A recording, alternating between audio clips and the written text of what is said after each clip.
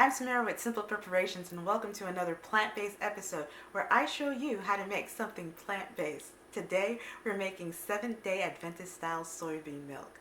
Why Seventh-Day Adventist style? Well, some in our history came up with a way of making soy milk with a neutral flavor. No beanie flavor like the traditional Asian version. This is neutral. Why? To mass market it to the world because it's so nutritious for us. How nutritious? It has 9 essential amino acids that our body needs. It's a complete protein. It's good for adults and children, even infants, and it's even been touted as a solution to world hunger. So that makes it a really good recipe for this our time. As we're nearing the close of this world's history, famine is coming up. And so this is a recipe we all need to learn how to make. So without further ado, I'm excited to show you how to do it. Let's get into the recipe. First, let's boil some water and then rinse our soybeans off. That's organic soybeans, and we add boiling hot water to these to soak. You may repeat the soaking process up to 3 times, or you may just do it once to remove that beanie flavor.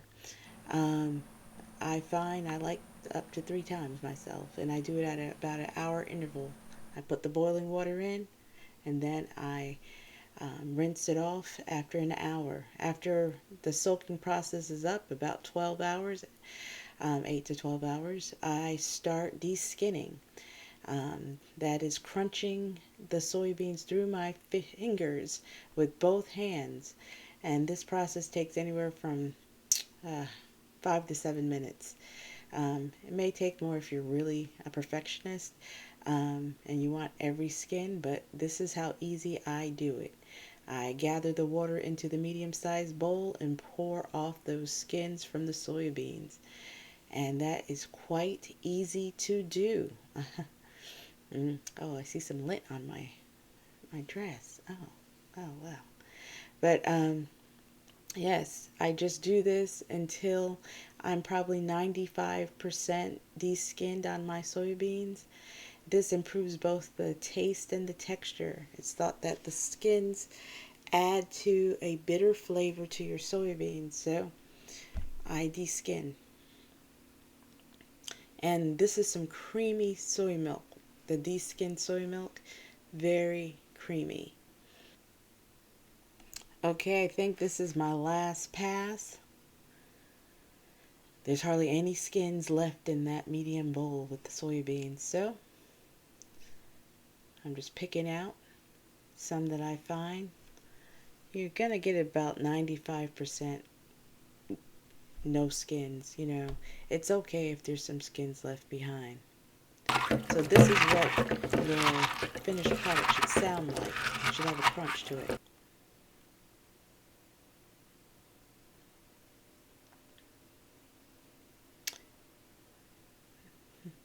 Now we're about to blend. But before we do, I wanted to show you should end up with about a cup of skins. And now we're showing you the heavy bottom pot with the milk bag turned inside out. This helps for the cleaning to turn the milk bag inside out. And the heavy bottom pot is what I'm going to cook the soybeans in. I add 5 cups of water to the blender with the beans and blend on high for 2 minutes. 2 minutes. You want to make sure you hold that top down or some milk can escape. Now, once the 2 minutes passed, and I sped this up because I didn't want you guys to wait for 2 minutes. This video is long enough. I am going to pour about most of that into the milk bag. I'm going to reserve probably about 2 cups of that, the foam, and about 2 cups of milk, yeah. So that's about the 2 cups. And then I'm going to return it to the blender stand, pour in 3 cups of pure water with that and blend that again. So that's an initial total of 8 cups of water to your soybeans, and pour all that content in. Then I'm going to milk this. That means remove all of the liquid from the bag. Yeah, you see some foam coming out, just a little bit. It's way less foam than the Asian style soybean milk that I make, um, because of the, I think it's called oligosaccharides, have been removed. So way less foam because of that hot water that we soak the soybeans in. Yeah, the Asian style okara is a lot lighter than the SDA style soy milk okara. So just wanted to show you that. That's how dry I got my pulp, and I rinsed out my milk bag because it's hard to clean out later. Trust me on that if you don't rinse it out right now. Now I'm scraping the foam off of the soybean milk. And I have not turned on the heat yet, and I won't turn on the heat until all this foam is initially um, off of the milk that I have in the pot. Then I'm going to turn the heat on to high or medium high, and I'm going to set my timer.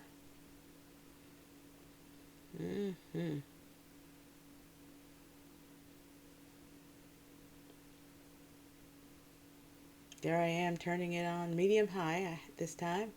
I have my oven set at 145. I'm sterilizing my jars that this is going to go into, and I have my tops of my jars in there too. Um, I'm going to set the timer for 30 minutes on the Seventh-Day Adventist style soy milk, because I want to make sure that all of that milk is thoroughly cooked. And they say the longer you cook it, the sweeter it is naturally, and I don't like to add sweetener to my milk, so I'm trying to get the sweet goodness out of it naturally. So there I am, still scraping off the foam. I'm going to add another cup of water to it, because as I scrape off the foam, I feel like I need to replace the water that the foam is taking out of the milk. So I'll be adding about a cup, so 9 cups in total. There you go. That's me adding about another cup of water to it. Now I'm heating it up. It took about 10 minutes for this milk to heat up.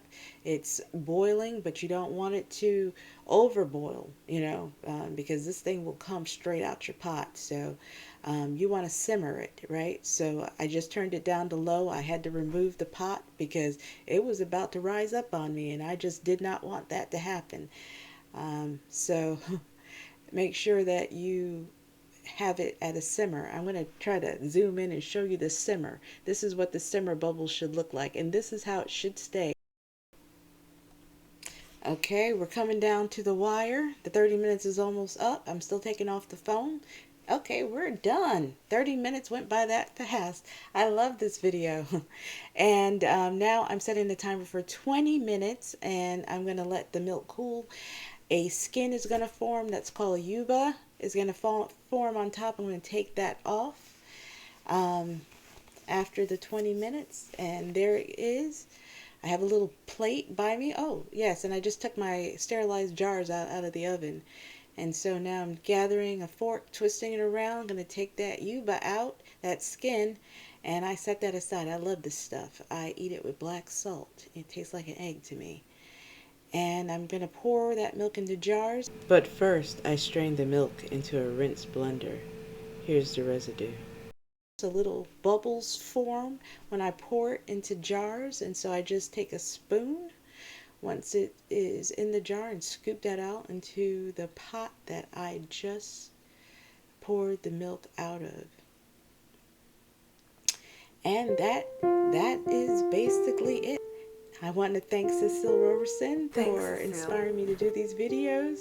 This has been real fun for me, and I hope you guys really enjoy this recipe.